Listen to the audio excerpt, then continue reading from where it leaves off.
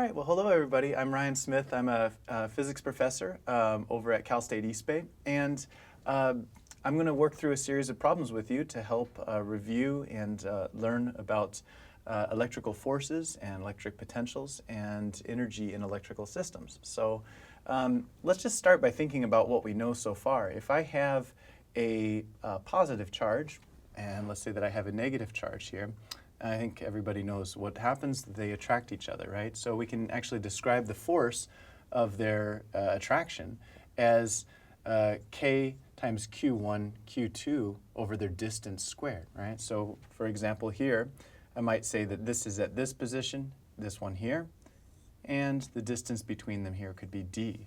So already if I have some, let's say Q1 is equal to, let's say, positive some charge, and Q2 is equal to, let's say, negative that same charge, for example, then I can just fill in the blanks here with K, and I have a plus Q and a minus Q and a D squared. But how do I apply this equation to the force that's actually on any one of these here? Well, I might be having to think about which charge I'm actually talking about. So I could say, for example, the force from the first charge to the second charge, and I could actually put a little vector on here.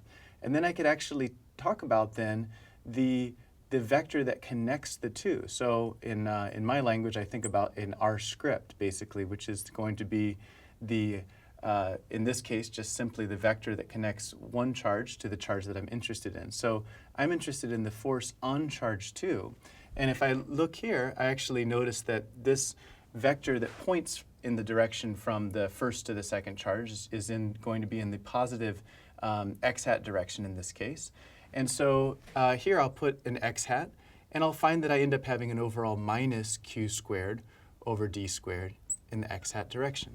So if I were to draw then a free body diagram for this charge q2, I could actually say that this has an overall force in the minus x hat direction. Okay, so that helps us to get a sense for how do we calculate the force between two charges.